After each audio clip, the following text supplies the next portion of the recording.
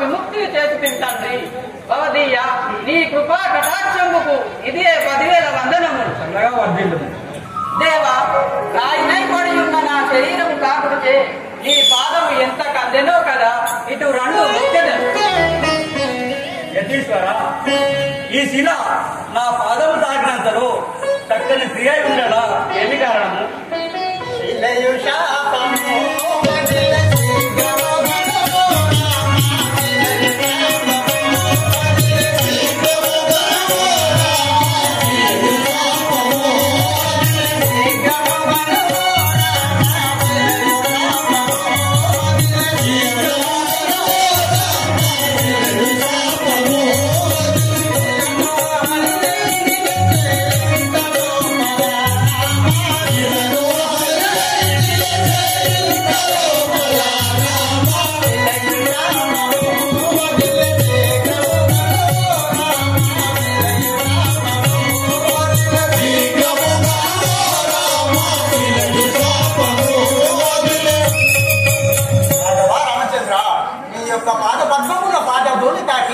ఆ యొక్క శిల శాపము వదిలి చక్కని స్త్రీ అయి నిలిచి ఉన్న చూడుము నాయన.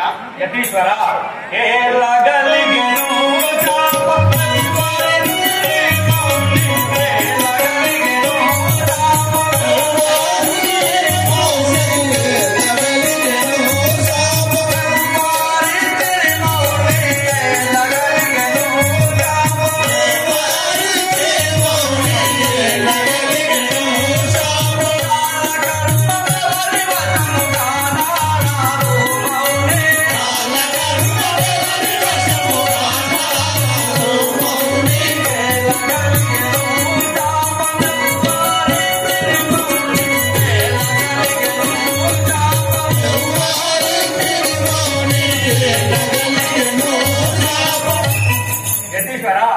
ఈమెకు శాపము ఎవరిచ్చిరో నాకు తెలుపుము కదా. రాఘవా రామచంద్ర, భర్త శాపము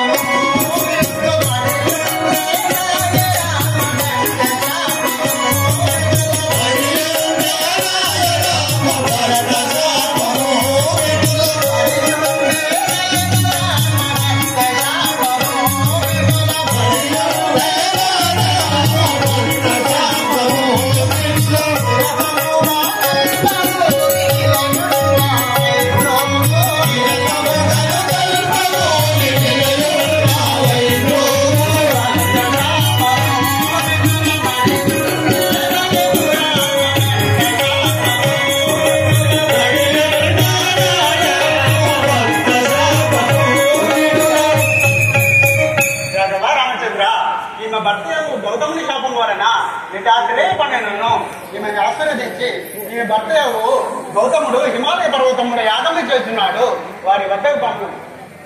అహల్య, చల్లగా వర్ధిల్లు. అహల్య, ఇప్పుడు నీవు నీ భర్తతో కాలము గడుపుము. నీ భర్త హిమాలయ పర్వతమున తపము చేయుచున్నాడు, కావున అతని వద్దకి పంపు. దేవా, అట్లనే వెళ్ళదండి. చల్లగా వర్ధిల్లు, వెళ్ళిరాము.